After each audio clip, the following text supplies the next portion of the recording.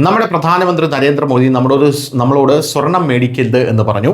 പോരാത്തതിന് അദ്ദേഹം നമ്മളോട് പെട്രോളിന്റെ ഉപഭോഗം കുറയ്ക്കണമെന്ന് പറഞ്ഞു. അങ്ങനെ പല കാര്യങ്ങളും പറഞ്ഞിട്ടുണ്ട്. ഇനി ഇന്റർനെറ്റ് കൂടെ നമുക്ക് ലഭ്യമാകാതിരിക്കുമോ എന്നുള്ളതാണ് പ്രധാനപ്പെട്ട ചോദ്യം എന്ന് പറയുന്നത്. വാട്സപ്പും UPIയും എല്ലാം നിലയ്ക്കാൻ പോവുകയാണോ എന്നുള്ളതാണ് പ്രധാനപ്പെട്ട ചോദ്യം. ആശങ്ക ഇപ്പോൾ ലോകത്തുയർന്നു വന്നിരിക്കുകയാണ്. ഇറാൻ അതിൻ്റെ ശ്രമങ്ങൾ തുടങ്ങി എന്നാണ് നമുക്ക് അറിയാൻ സാധിക്കുന്നത്. ഇറാന്റെ ഈ നീക്കം ഡിജിറ്റൽ ലോകത്തെ പിടിച്ചു കുലുക്കുമെന്നുള്ള കാര്യത്തിൽ സംശയമില്ല. ഇതുവരെ എണ്ണ ടാങ്കറുകളുടെ തന്ത്രപ്രധാനമായിട്ടുള്ള പാതയായി മാത്രമേ ഹോർമൂസ് കടലിടുക്ക് അറിയപ്പെട്ടിരുന്നുള്ളൂ. എന്നാൽ ഇപ്പോൾ ഈ പ്രദേശം ആഗോള ഇന്റർനെറ്റിന് ഒരു പ്രധാന ചോക്ക് പോയിന്റായി മാറിയേക്കാം. റിപ്പോർട്ടുകൾ പ്രകാരം കടലിനടിയിൽ സ്ഥാപിച്ചിരിക്കുന്ന ഇന്റർനെറ്റ് കേബിളുകളുടെ നിയന്ത്രണം വർദ്ധിപ്പിക്കാനും അവയുടെ അറ്റകുറ്റപ്പണികൾക്കായി സ്വന്തം നിയമങ്ങൾ ഏർപ്പെടുത്താനും ഇറാൻ പദ്ധതിയിടുന്നു എന്നുള്ള റിപ്പോർട്ടുകളാണ് ലഭിക്കുന്നത്.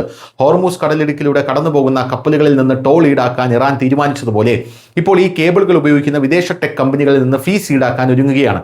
ഈ പ്രദേശത്ത് തന്നെ കടലിനടിയിലെ കേബിളുകൾ പരിപാലിക്കുമെന്നും ടെക് കമ്പനികൾ ഇറാനിയൻ നിയമങ്ങൾ പാലിക്കണം എന്നുമാണ് ഇറാൻ നിലവിൽ പറയുന്നത്. ബാങ്കിംഗ് ഇടപാടുകൾ, cloud data, social media, AI സേവന ഗതാഗതം എന്നിവ എല്ലാ ദിവസവും ഈ കേബിളുകളിലൂടെ കടന്നു പോകുന്നു എന്നുള്ളത് പ്രധാനപ്പെട്ട കാര്യമാണ്. ലോകത്തിന്റെ ഇന്റർനെറ്റ് ട്രാഫിക്കിന്റെ ഏകദേശം 95% മുതൽ 99% വരെ കടലിനടിയിലുള്ള ഫൈബർ കേബിളുകൾ വഴിയാണ് കടന്നു പോകുന്നത്.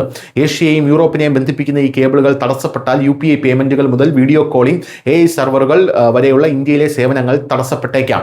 ഇതുവരെ എണ്ണ വിതരണം നിർത്തലാക്കുമെന്ന് രാജ്യങ്ങൾ ഭീഷണിപ്പെടുത്തിയിരുന്നു. എന്നാൽ ഇപ്പോൾ ഇന്റർനെറ്റ് കേബിളുകൾ സമ്മർദ്ദം ചെലുത്താനുള്ള ഒരു പുതിയ മാർഗമായി ഇറാൻ ഉപയോഗിക്കാൻ പോകുന്നു എന്നുള്ളതാണ് ഏറ്റവും അധികം ലോകരാജ്യങ്ങളെ ഭീഷണിയിൽ ആഴ്ത്തിയിരിക്കുന്ന ഒരു വിഷയം. News desk, news Malayalam.